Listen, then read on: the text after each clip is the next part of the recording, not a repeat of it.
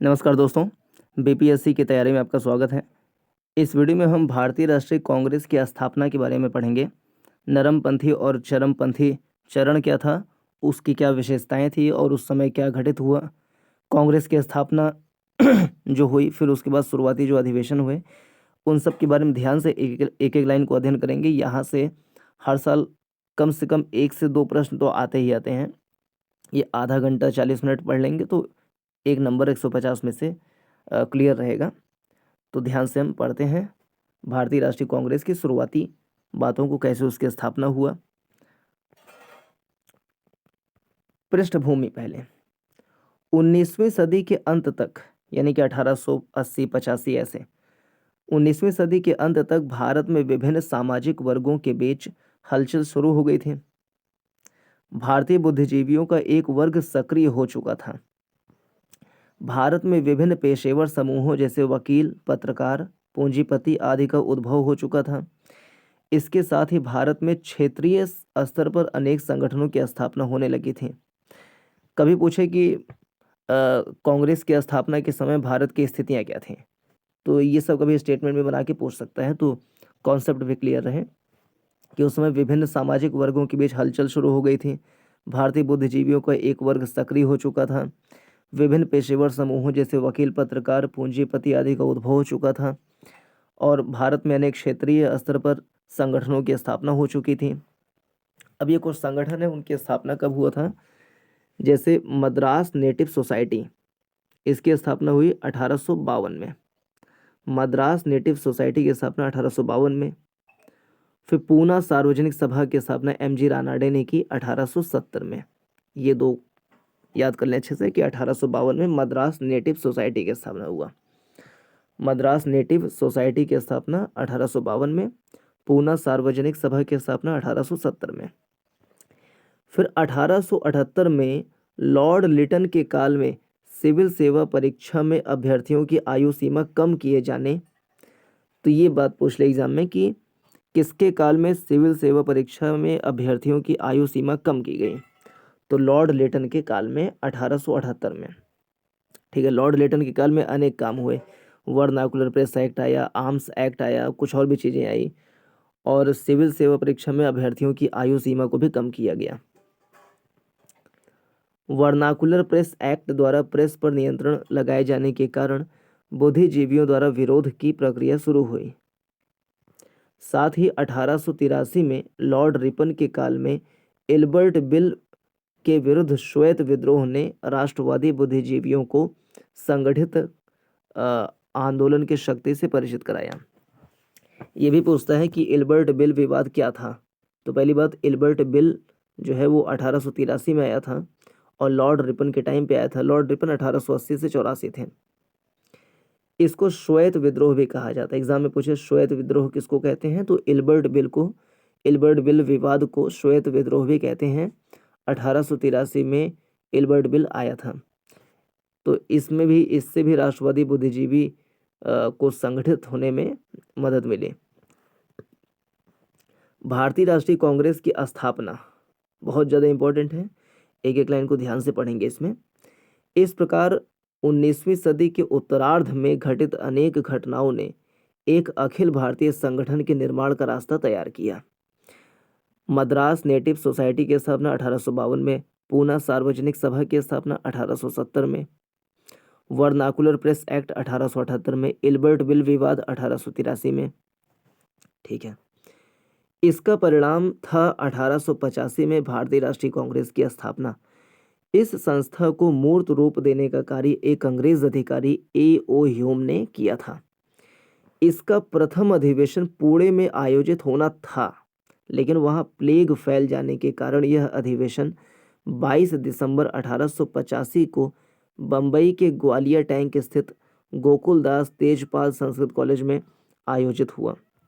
Exam में यहाँ से प्रश्न आ सकते हैं कि 1885 में A.O. ह्यूम ने इसकी स्थापना की, इसका प्रथम अधिवेशन कहाँ पर मतलब बम्बई में हुआ। बम्बई के ग्वालियर टैंक स्थित गोकुलदास तेजपाल संस्कृत कॉलेज में आयोजित हुआ, लेकिन इसके पहले कहाँ प्रस्तावित था, तो पुणे में प्रस्तावित था। प्लेग फैल जाने के कारण कैंसिल करना पड़ा। फिर 22 दिसंबर 1885 को बम्बई के ग्वालियर टैंक स्थित गोकुलदास तेजपाल संस्कृत कॉलेज में आयोजित हुआ। इस अधिवेशन के प्रथम अध्यक्ष थे व्योमेश चंद्र बनर्जी। ठीक, कांग्रेस का पहला अधिवेशन मुंबई में हुआ, इसके अध्यक्ष थे व्योमेश चंद्र बनर्जी और महासचिव थे ए.ओ. ह्यूम। ये भी ध्यान रहे, महासचिव थे ए.ओ. ह्यूम। प्रथम अधिवेशन में संस्था के निम्नलिखित लक्ष्य निर्धारित किए गए।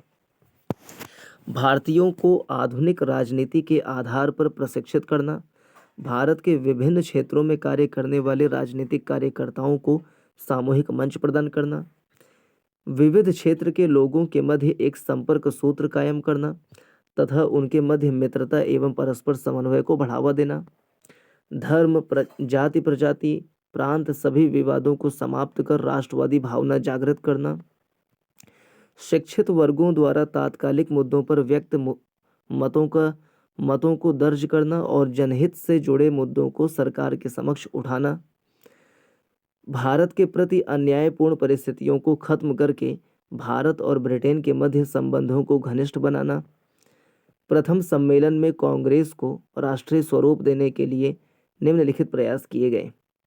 प्रत्येक वर्ष भारत के विभिन्न भागों में अधिवेशन का आयोजन करना, जहां सम्मेलन हो वहां का अध्यक्ष ना चुनना। ठीक है, जहां सम्मेलन हो वहां का अध्यक्ष ना चुनना, ये सब बातें उसमें बताई गई। और सभी धर्मों एवं संप्रदायों के लोगों को क्रमानुसार अध्यक्ष नियुक्त करना। ठीक है, अब बॉक्स में कुछ बातें हैं जो प्रीलिम्स के लिए इंपॉर्टेंट हैं। कांग्रेस के प्रथम सम्मेलन में 72 प्रतिनिधियों ने भाग लिया था। इसमें 38 प्रतिनिधि सर्वाधिक बम्बई प्रेसिडेंसी के थे, जो अधिकतर वकील एवं पत्रकार थे। इसके प्रमुख सदस्यों में फिरोज शाह मेहता, बदरुद्दीन तैयब जी, W.C. बनर्जी, आनंद मोहन बोस और योगेश चंद्र दत्त आदि शामिल थे। ठीक, कांग्रेस के प्रथम अधिवेशन में 72 प्रतिनिधियों ने भाग लिया। इनमें 38 प्रतिनिधि बम्बई प्रेसिडेंसी से थे, सर्वाधिक यहीं से थे। 38 प्रतिनिधि बम्बई प्रेसिडेंसी से थे, जो अधिकतर वकील एवं पत्रकार थे। इसके प्रमुख सदस्यों में फिरोज शाह मेहता, बदरुद्दीन तैयब जी, व्योमेश चंद्र बनर्जी, आनंद मोहन बोस और योगेश चंद्र दत्त आदि शामिल थे। इसके स्थापना के बारे में उसके संस्थापक Allan Octavian Hume, A O. Hume, उनके जीवनीकार सर विलियम वेडरबर्न, तत्कालीन वायसराय लॉर्ड रिपन एवं लॉर्ड डफरिन के वक्तव्यों से पर्याप्त जानकारी मिलती है। ठीक है, एग्जाम में ये आ सकता है कभी कि Allan Octavian Hume, A O. Hume का जीवनीकार कौन है, उनकी जीवनी कौन लिखा, तो सर विलियम वेडरबर्न ने लिखा। कांग्रेस शब्द उत्तरी अमेरिका से लिया गया है, जिसका अर्थ है लोगों का समूह। कांग्रेस की स्थापना की पहली सार्वजनिक घोषणा 5 दिसंबर 1885 को द हिंदू समाचार पत्र में मद्रास में प्रकाशित हुई थी। कांग्रेस की स्थापना के समय ब्रिटेन का प्रधानमंत्री कौन था, तो ग्लैडस्टोन था, ग्लैडस्टोन। भारत का वायसराय लॉर्ड डफरिन था और बम्बई का गवर्नर लॉर्ड रे था। ये 3 नाम ध्यान रहे। कांग्रेस की स्थापना के समय ब्रिटेन का प्रधानमंत्री ग्लैडस्टोन था, भारत का वायसराय लॉर्ड डफरिन, बम्बई का गवर्नर लॉर्ड रे था। एलन ऑक्टेवियन ह्यूम 1829 से 1912 रहे। इनका जन्म स्कॉटलैंड में हुआ था। यह भारतीय सिविल सेवा के सेवानिवृत्त ब्रिटिश अधिकारी थे। इन्होंने 1 मार्च 1883 ईस्वी को कलकत्ता विश्वविद्यालय के छात्रों के नाम एक खुला पत्र लिखकर एकीकृत राजनीतिक कार्यों के लिए संगठन बनाने की अपील की थी। इन्होंने 1884 ईस्वी के प्रारंभ में अंतरंग मंडल और भारतीय राष्ट्रीय संघ की स्थापना की। ठीक है, अंतरंग मंडल और भारतीय राष्ट्रीय संघ की स्थापना की 1884 में ए.ओ. ह्यूम ने। भारतीय राष्ट्रीय संघ की स्थापना का मुख्य उद्देश्य भारत की सामाजिक समस्याओं के संबंध में विचार विमर्श करना था। ये बात ध्यान रहे। पहली बात तो भारतीय राष्ट्रीय संघ की स्थापना 1884 में ए.ओ. ह्यूम ने की थी। इसका उद्देश्य भारत की सामाजिक समस्याओं के संबंध में विचार विमर्श करना था। इसे राष्ट्रीय कांग्रेस का अग्रदूत माना जाता है। भारतीय राष्ट्रीय संघ इन्होंने इंग्लैंड में भारत की समस्याओं के प्रति ब्रिटिश संसद के सदस्यों में रुचि पैदा करने के उद्देश्य से भारत संसदीय समिति की स्थापना की। तो भारत संसदीय समिति की स्थापना ए.ओ. ह्यूम ने की।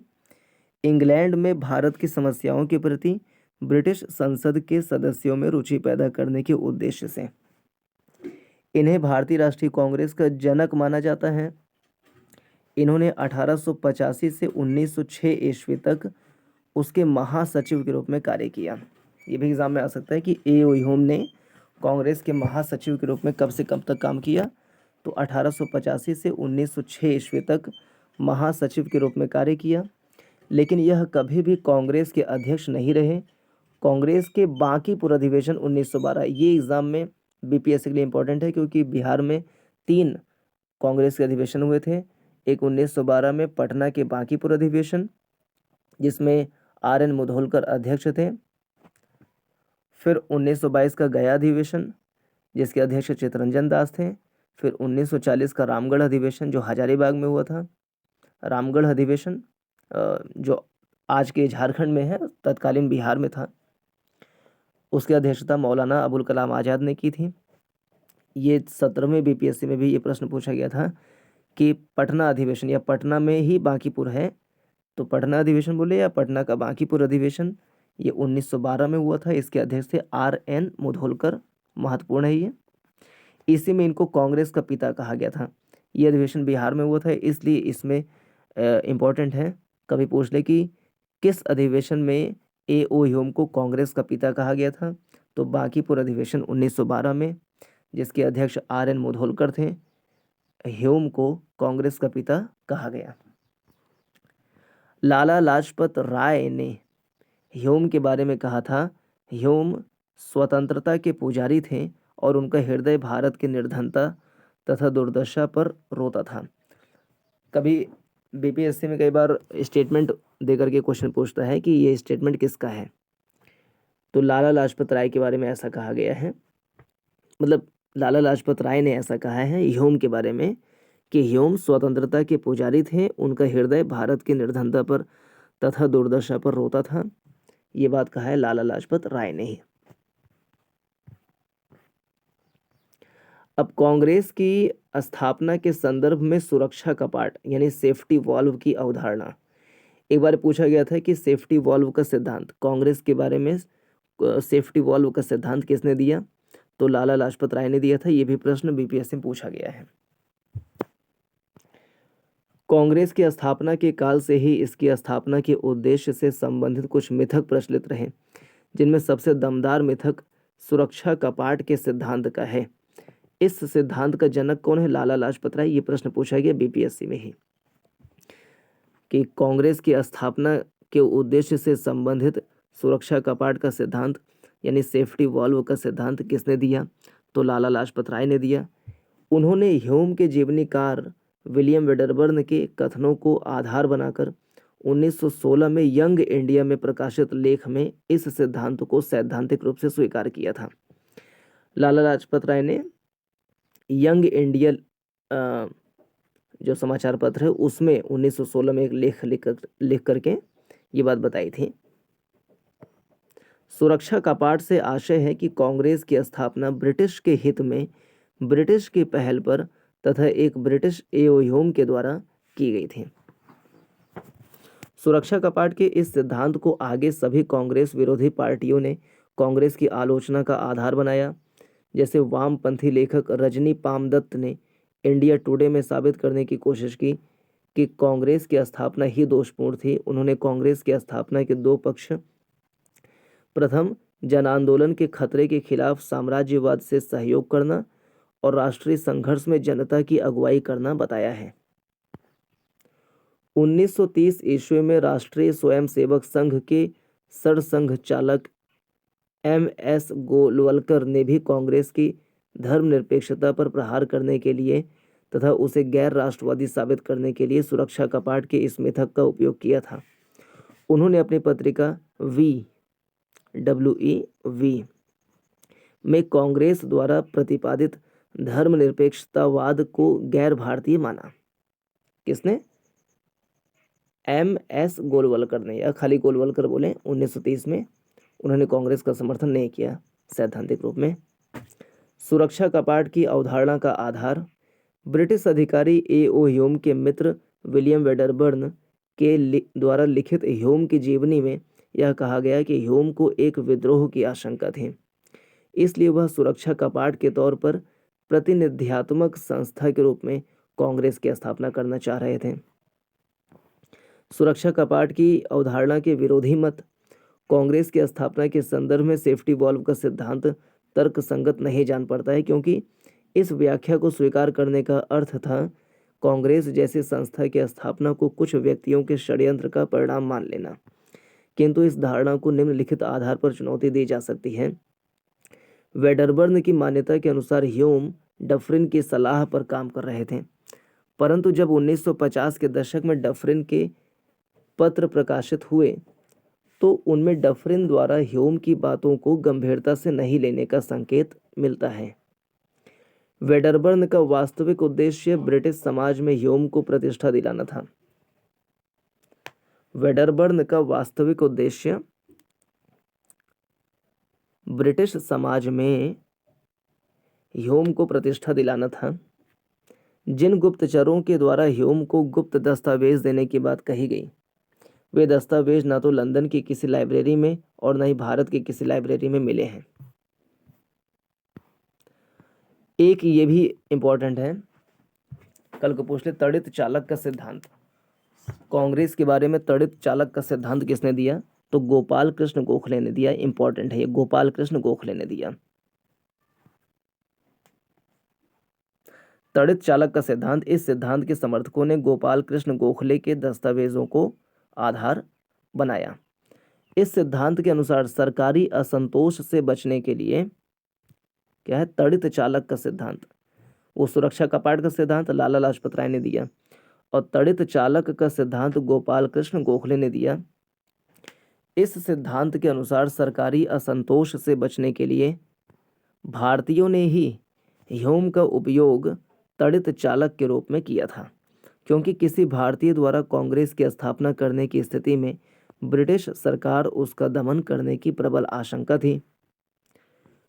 कांग्रेस की स्थापना की वास्तविकता क्षेत्रीय संस्थाओं के क्रमिक विकास का परिणाम। ये पैराग्राफ बहुत ज़्यादा इम्पोर्टेंट है कि कांग्रेस की स्थापना से पूर्व कौन सी संस्थाएं थी। वहाँ से कई बार मैचिंग के लिए और वन लाइनर में प्रश्न आते हैं। यह राष्ट्रीय कांग्रेस की स्थापना से संबंधित सर्वाधिक मान्य सिद्धांत है। इसके अनुसार कांग्रेस की स्थापना राष्ट्रवाद के विकास की स्वाभाविक प्रक्रिया का परिणाम थी, जिसकी अभिव्यक्ति विभिन्न राजनीतिक संस्थाओं की स्थापना में हुई थी। कांग्रेस की स्थापना की वास्तविकता उन क्षेत्रीय संस्थाओं में निहित है जिनका विकास 1850 के दशक तथा उसके बाद हुआ था। एग्जाम में पूछे कि आधुनिक भारत में प्रथम राजनीतिक संगठन 1838 ईस्वी में स्थापित लैंड होल्डर्स सोसाइटी को माना जाता है। ठीक, आधुनिक भारत में प्रथम राजनीतिक संगठन था land holders society. Land holders society, इसकी स्थापना 1838 में हुई थी। हालांकि इसका लक्ष्य सीमित था। यह बंगाल, बिहार, उड़ीसा के जमींदारों के हितों की सुरक्षा के लिए काम करता था। ठीक है, लैंड होल्डर सोसाइटी आधुनिक भारत में प्रथम राजनीतिक संगठन 1838 में लैंड होल्डर्स सोसाइटी को माना जाता है। इसका लक्ष्य सीमित था, बंगाल, बिहार और उड़ीसा के जमींदारों के हितों की सुरक्षा के लिए काम करता था। 1843 में बंगाल ब्रिटिश इंडिया सोसाइटी, ठीक, 1843 में बंगाल ब्रिटिश इंडिया सोसाइटी, पहले लैंड होल्डर सोसाइटी 1838 में, फिर 1843 में 5 साल बाद बंगाल ब्रिटिश इंडिया सोसाइटी की स्थापना हुई 1843 में। 1851 में दोनों संस्थाओं का विलय हो गया और ब्रिटिश इंडिया एसोसिएशन अस्तित्व में आई। ब्रिटिश इंडिया एसोसिएशन 1851 में। पहले 1838 में लैंड होल्डर्स सोसाइटी, जो बंगाल, बिहार, उड़ीसा के जमींदारों की हितों की सुरक्षा करता था। 1843 में बंगाल ब्रिटिश इंडिया सोसाइटी की स्थापना हुई फिर 1851 में दोनों को मर्ज करके, लैंड होल्डर सोसाइटी और बंगाल ब्रिटिश इंडिया सोसाइटी को मर्ज करके British British India association, British India association की स्थापना हुई।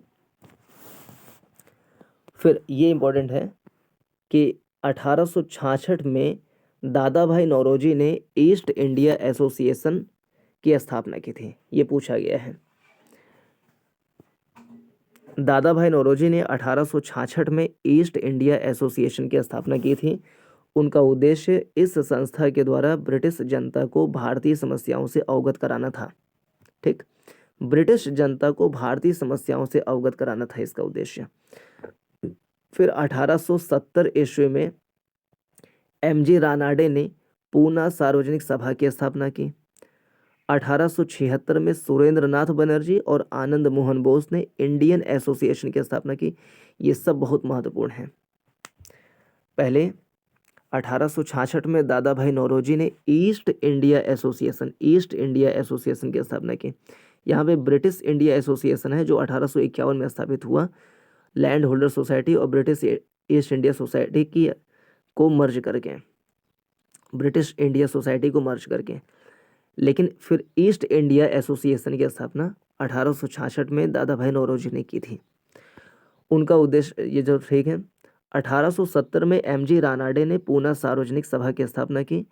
फिर 1876 में सुरेंद्र नाथ बनर्जी और आनंद मोहन बोस ने इंडियन एसोसिएशन, इन्होंने ईस्ट इंडिया एसोसिएशन, पहले तो British India association 1851, east India association 1866, फिर है केवल इंडियन एसोसिएशन, तो ये 1876 और सुरेंद्र नाथ बनर्जी आनंद मोहन बोस ने स्थापित किया था।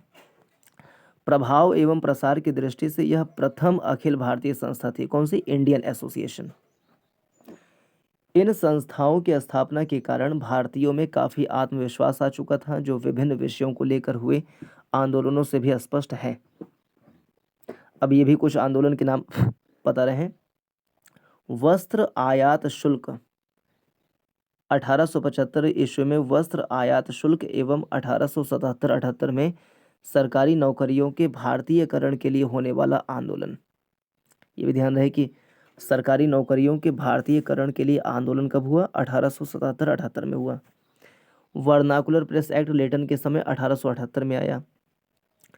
1881-82 में बागान मजदूर तथा स्वदेशी आवर्जन अधिनियम आया। ये ध्यान रहे, बागान मजदूर तथा स्वदेशी आवर्जन अधिनियम कब आया? 1881-82 में। फिर 1883 ईस्वी में इल्बर्ट विधेयक के विरोध में श्वेत विद्रोह ने राष्ट्रवादियों को संगठित विरोध की महत्ता का एहसास दिला दिया। अब पूरा संगठन फिर से देखें। आधुनिक भारत का प्रथम राजनीतिक संगठन 1838 में लैंड होल्डर सोसाइटी बना है, जिसका उद्देश्य था बंगाल, बिहार, उड़ीसा के जमींदारों के हितों की सुरक्षा करना। 1843 में ब्रिटिश ईस्ट इंडिया सोसाइटी की स्थापना हुआ। बंगाल ब्रिटिश इंडिया सोसाइटी की स्थापना, बंगाल ब्रिटिश इंडिया सोसाइटी। फिर 1851 में लैंड होल्डर सोसाइटी और बंगाल ब्रिटिश इंडिया सोसाइटी को मर्ज करके बना ब्रिटिश इंडिया एसोसिएशन। क्या बना? ब्रिटिश इंडिया एसोसिएशन बना। फिर 1866 में दादा भाई नौरोजी ने ईस्ट इंडिया एसोसिएशन की स्थापना की। 1876 में सुरेंद्र नाथ बनर्जी और आनंद मोहन बोस ने इंडियन एसोसिएशन की स्थापना की, जो कि प्रथम अखिल भारतीय संस्था माना जाता है प्रभाव और प्रसार की दृष्टि से।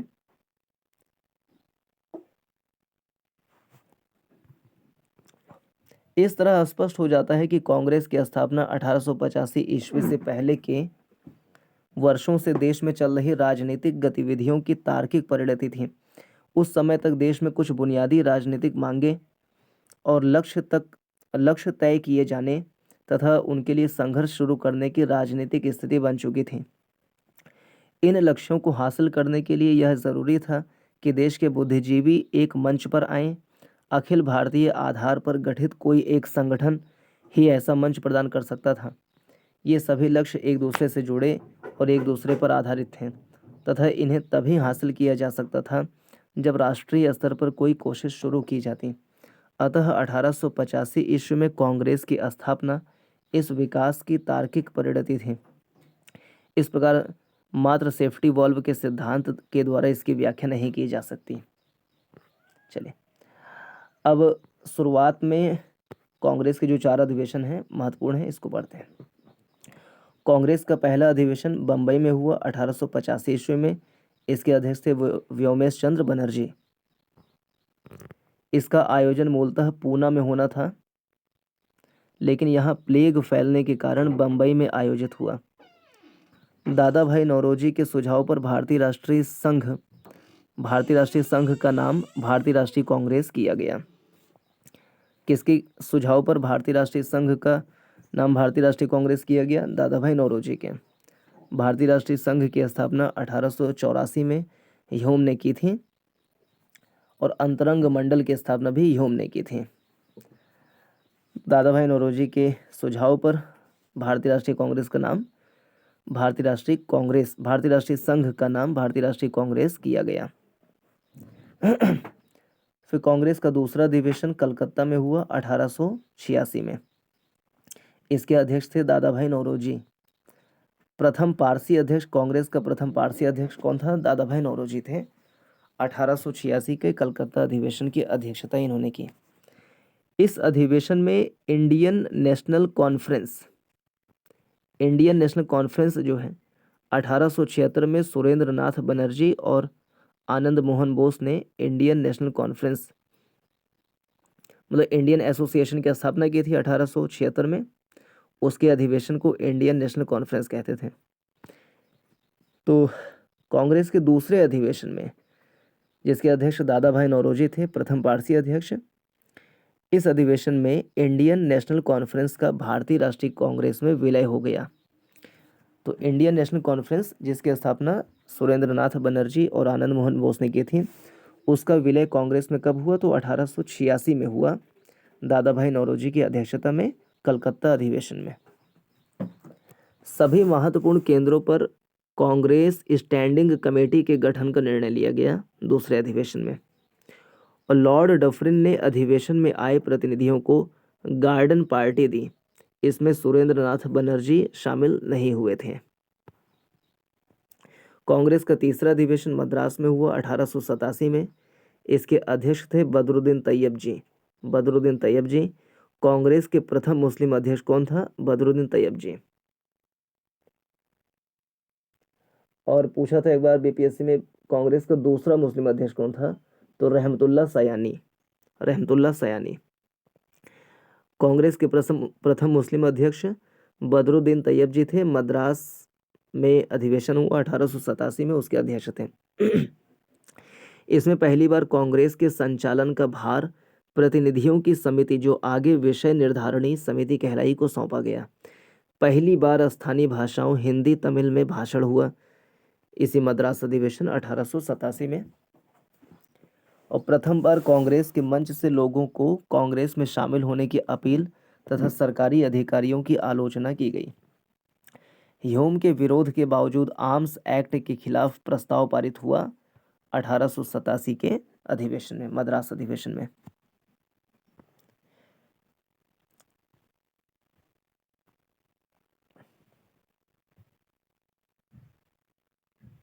और एमजी रानाडे ने कांग्रेस के मंच से सोशल कॉन्फ्रेंस का प्रारंभ किया। ये आ सकता है 1870 में पूना सार्वजनिक सभा की स्थापना की थी एमजी रानाडे ने, और इन्होंने ही कांग्रेस के तीसरे अधिवेशन मद्रास में जो हो रहा था 1887 में, कांग्रेस के मंच से सोशल कॉन्फ्रेंस का प्रारंभ किया। Social conference. कांग्रेस का चौथा अधिवेशन इलाहाबाद में हुआ 1888 में। जॉर्ज यूले ने इसकी अध्यक्षता की और ये प्रथम यूरोपीय अध्यक्ष थे। इसमें संयुक्त प्रांत के गवर्नर ऑकलैंड काल्विन ने यहाँ अधिवेशन न हो इसकी पूरी कोशिश की। तो ऑकलैंड, वहाँ के संयुक्त प्रांत के गवर्नर कौन था? Auckland Calvin. कांग्रेस के चौथे अधिवेशन इलाहाबाद में हुआ 1888 में जॉर्ज यूले की अध्यक्षता में। उस समय संयुक्त प्रांत का गवर्नर ऑकलैंड कॉल्विन था, जो कोशिश किया कि यहाँ पे अधिवेशन ना हो, लेकिन बिहार के राजा दरभंगा ने इलाहाबाद में लोथर काउंसिल की भवन खरीदकर कांग्रेस को दे दिया, जिसके बाद इस अधिवेशन का आयोजन इलाहाबाद में हुआ। पहली बार कांग्रेस के संविधान का निर्माण इसी इलाहाबाद अधिवेशन 1888 में हुआ। कांग्रेस का संविधान। और डफरिन ने कांग्रेस की आलोचना सूक्ष्मदर्शी अल्पसंख्यकों की संस्था कहकर कही। किस वायसराय ने कांग्रेस को सूक्ष्मदर्शी अल्पसंख्यकों की संस्था कहा? तो लॉर्ड डफरिन ने कहा, और इसी कांग्रेस के चौथे अधिवेशन इलाहाबाद अधिवेशन में ही कहा। जॉर्ज यूले ने नारा दिया, हम सबसे पहले भारतीय हैं, हिंदू मुस्लिम सिख ईसाई बाद में। ये कथन पूछ सकता है कि ये कथन किसने कहा कि हम सबसे पहले भारतीय हैं, हिंदू मुस्लिम सिख ईसाई बाद में? तो जॉर्ज यूले ने ये कथन कहा। लाला लाजपत राय प्रथम बार कांग्रेस के अधिवेशन में सम्मिलित हुए। लाला लाजपत राय पहली बार कांग्रेस के अधिवेशन में कब सम्मिलित हुए? 1888 में इलाहाबाद अधिवेशन में। इसमें ब्रिटेन के हाउस ऑफ कॉन्फ्रेंस के सदस्य चार्ल्स ब्रैडला भी सम्मिलित हुए थे। अब देखें प्रश्न जो पूछा गया बीपीएससी में। 1885 में व्योमेश चंद्र बनर्जी द्वारा इंगित भारतीय राष्ट्रीय कांग्रेस के उद्देश्य कौन सा नहीं था? तो यहाँ पे सभी कथन सत्य हैं। ये सारे 1885 में व्योमेश चंद्र बनर्जी द्वारा भारतीय राष्ट्रीय कांग्रेस के निम्न उद्देश्य को इंगित किया गया कि देश के हितों के रक्षकों के बीच संपर्क और मैत्री को बढ़ावा देना,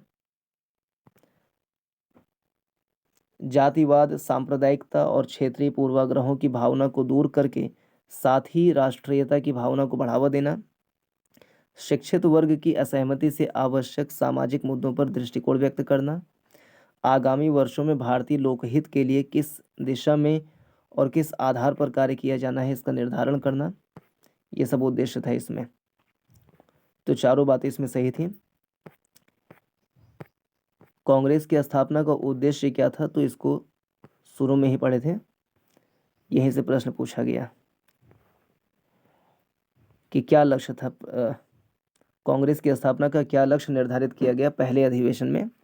तो यही सारी बातें थी कि भारतीयों को आधुनिक राजनीति के आधार पर प्रशिक्षित करना, भारत के विभिन्न क्षेत्रों में कार्य करने वाले राजनीतिक कार्यकर्ताओं को सामूहिक मंच प्रदान करना, विविध क्षेत्र के लोगों के मध्य संपर्क सूत्र कायम करना, उनके मध्य मित्रता एवं परस्पर समन्वय को बढ़ावा देना, धर्म, जाति, प्रजाति एवं प्रांत संबंधी विवादों को समाप्त कर राष्ट्रवादी भावना जागृत करना और शिक्षित वर्गों द्वारा तात्कालिक मुद्दों पर व्यक्त मतों को दर्ज करना और जनहित से जुड़े मुद्दों को सरकार के समक्ष उठाना, भारत के प्रति अन्यायपूर्ण परिस्थितियों को खत्म करके भारत और ब्रिटेन के मध्य संबंधों को घनिष्ठ बनाना।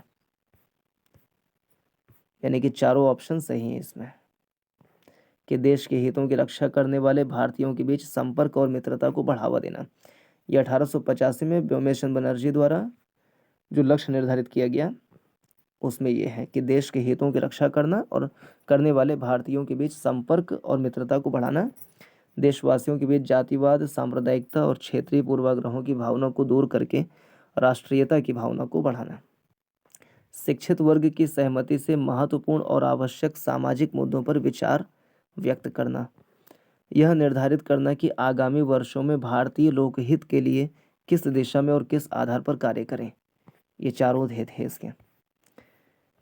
फिर भारतीय राष्ट्रीय कांग्रेस के संस्थापक कौन थे? तो A.O. ह्यूम थे।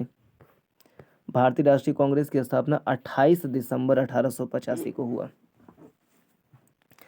कांग्रेस की स्थापना 28 दिसंबर 1885 को एलन ऑक्टेवियन ह्यूम ने गोकुलदास तेजपाल संस्कृत कॉलेज बम्बई में की। पूर्व में इंडियन नेशनल कांग्रेस यानी भारतीय राष्ट्रीय कांग्रेस को भारतीय राष्ट्रीय संघ के नाम से जाना जाता था। दादा भाई नौरोजी के ने नाम में यूनियन के स्थान पर कांग्रेस जोड़ दिया, यानी भारतीय राष्ट्रीय संघ नहीं, भारतीय राष्ट्रीय कांग्रेस जोड़ दिया। किसने? नौरोजी ने।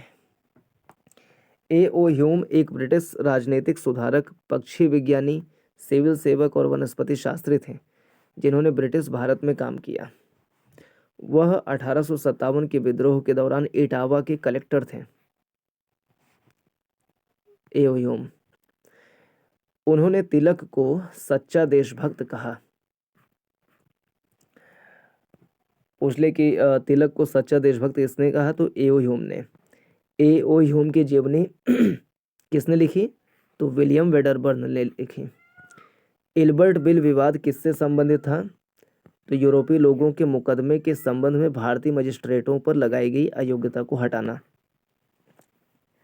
इल्बर्ट विधेयक एक विधायी अधिनियम था जिसे 1883 में सर कर्टेने पर्जिन इल्बर्ट द्वारा लिखा गया था तथा वायसराय रिपन के कार्यकाल के दौरान पेश किया गया था।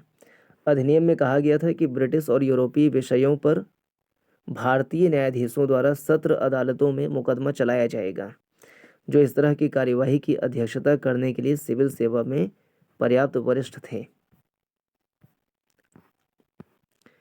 विधेयक पेश किए जाने से पहले 1873 में ब्रिटिश प्रजा को भारतीय मजिस्ट्रेटों द्वारा मुकदमे से छूट दी गई थी। कब, 1873 में। मृत्यु या परिवहन से जुड़े मामलों के लिए उन पर केवल उच्च न्यायालय द्वारा मुकदमा चलाया जा सकता था। यह वह प्रावधान था जो यूरोपीय समुदाय के बीच गुस्से का एक बड़ा कारण बन गया। रजनी पामदत्त ने कहा, वे साम्राज्यवाद से लड़ते भी थे और सहयोग भी करते थे। वह किस राजनीतिक समूह के बारे में कह रहे हैं, तो भारतीय राष्ट्रीय कांग्रेस के बारे में। एग्जाम में पूछ सकता है नेक्स्ट टाइम कि भारतीय राष्ट्रीय कांग्रेस के संदर्भ में किसने कहा कि वे साम्राज्यवाद से लड़ते भी थे और सहयोग भी करते थे, तो रजनी पामदत्त ने ऐसा कहा। कांग्रेस ने साम्राज्यवाद के साथ संघर्ष भी किया और सहयोग भी। रजनी पामदत्त ने कहा कि कभी कभी भारतीय राष्ट्रीय कांग्रेस ने अपनी वफादारी को परे रखा और आगे बढ़कर अंग्रेजों के खिलाफ संघर्ष किया, लेकिन जब जनता क्रांतिकारी रास्ते की ओर बढ़ी तो उसने वफादारी का दृष्टिकोण अपनाया। जैसे द्वितीय विश्व युद्ध, बोअर युद्ध। कहीं कहीं भारतीय राष्ट्रीय कांग्रेस ने साम्राज्यवादी शक्ति का समर्थन भी किया जब वे कमजोर पड़े। आर.पी. दत्त उन इतिहासकारों में से थे जो कांग्रेस की स्थापना के बारे में षड्यंत्र के सिद्धांतों में विश्वास करते थे। यह सिद्धांत तर्क देता था कि कांग्रेस का गठन ब्रिटिश राज के खिलाफ किसी भी राष्ट्रवादी उभार को बेअसर करने के लिए किया गया था। इसके बारे में लाला लाजपत राय ने कपाट सेफ्टी वॉल्व का सिद्धांत दिया और एम.जी. रानाडे ने भी इसके संबंध में सेफ्टी वॉल्व जैसा सिद्धांत दिया जिसको तड़ित चालक सिद्धांत कहते हैं। आर.पी. दत्त लेबर मंथली पत्रिका के संस्थापक थे। Important, R P. Dutt labour monthly पत्रिका के संस्थापक थे। इन्होंने इंडिया टुडे नामक पुस्तक लिखी। तो लेबर मंथली पत्रिका के संस्थापक आर.पी. दत्त और इंडिया टुडे पुस्तक कौन लिखा, आर.पी. दत्त। भारतीय राष्ट्रीय कांग्रेस के दूसरे अधिवेशन में कितने मुस्लिम प्रतिनिधियों ने भाग लिया, तो बी यानी कि 33। भारतीय राष्ट्रीय कांग्रेस के दूसरे अधिवेशन की अध्यक्षता दादा भाई नौरोजी ने की थी और इसमें 33 मुस्लिम प्रतिनिधियों ने भाग लिया। ठीक है, भारतीय राष्ट्रीय कांग्रेस के दूसरे अधिवेशन में 33 मुस्लिम प्रतिनिधियों ने भाग लिया। कांग्रेस का दूसरा अधिवेशन 1886 में दादा भाई नौरोजी की अध्यक्षता में कलकत्ता में आयोजित हुआ। इस अधिवेशन में कुल प्रतिनिधि 434 थे, मुस्लिम प्रतिनिधि 33 थे और बिहार से 31 लोग गए थे। ये महत्वपूर्ण है। दूसरे अधिवेशन में बिहार से कितने लोग गए थे, 31 लोग गए थे। 20वीं सदी के प्रारंभिक वर्षों में कांग्रेस में विभाजन की प्रक्रिया शुरू हुई। 1907 में कांग्रेस आंदोलन की रणनीतियों पर, कांग्रेस आंदोलन के उद्देश्यों पर, कांग्रेस आंदोलन में लोगों की भागीदारी पर, इन तीनों की वजह से कांग्रेस आंदोलन की रणनीतियों, उद्देश्यों और भागीदारी, इसको लेकर के विभाजन हुए थे। स्वदेशी आंदोलन की पृष्ठभूमि में सूरत का विभाजन हुआ। स्वदेशी आंदोलन की पृष्ठभूमि में सूरत का विभाजन हुआ उदारवादियों और उग्र राष्ट्रवादियों के बीच दरार पहली बार कांग्रेस के 1905 के बनारस अधिवेशन में दिखाई दी, जो अंततः 1907 में सूरत अधिवेशन में दोनों समूहों के विभाजन के रूप में सामने आया। रास बिहारी घोष उदारवादियों के समर्थन से इस अधिवेशन के अध्यक्ष बने। अब कांग्रेस पर उदारवादियों का नियंत्रण था। ठीक है, तो 1907 का सूरत अधिवेशन, इसकी अध्यक्षता किसने की?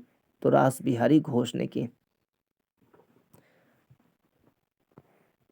इस विभाजन के पीछे प्रमुख कारण क्या थे?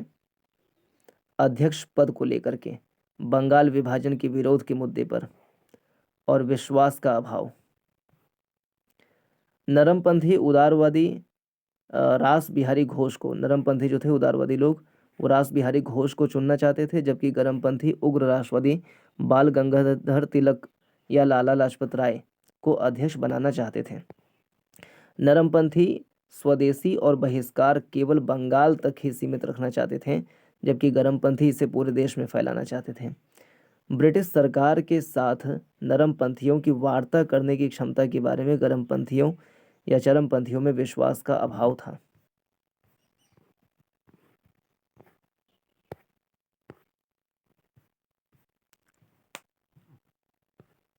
और प्रिंस ऑफ वेल्स का स्वागत। 1905 के दौरान प्रिंस ऑफ वेल्स के स्वागत समारोह का गरमपंथियों ने कड़ा विरोध किया। 1907 के अधिवेशन का स्थान, नरमपंथी चाहते थे कि यह अधिवेशन सूरत में हो, जबकि गरमपंथी इस अधिवेशन का स्थान नागपुर चाहते थे। सूरत विभाजन 1907 के बाद भारतीय राष्ट्रीय कांग्रेस पर किसका नियंत्रण हुआ? तो नरमपंथियों का नियंत्रण हुआ। सी, निम्नलिखित में से किस आंदोलन ने भारतीय राष्ट्रीय कांग्रेस में विभाजन में योगदान दिया, जिसके परिणाम स्वरूप नरम दल और गरम दल का उद्भव हुआ? तो स्वदेशी आंदोलन के बाद इसी की पृष्ठभूमि में कांग्रेस का विभाजन हुआ। स्वदेशी और बहिष्कार को पहली बार संघर्ष के तरीकों के रूप में अपनाया गया। किसमें? तो बंगाल विभाजन के खिलाफ आंदोलन जो हुआ, स्वदेशी आंदोलन, उसमें। 1907 में सूरत में भारतीय राष्ट्रीय कांग्रेस के विभाजन का मुख्य कारण क्या था?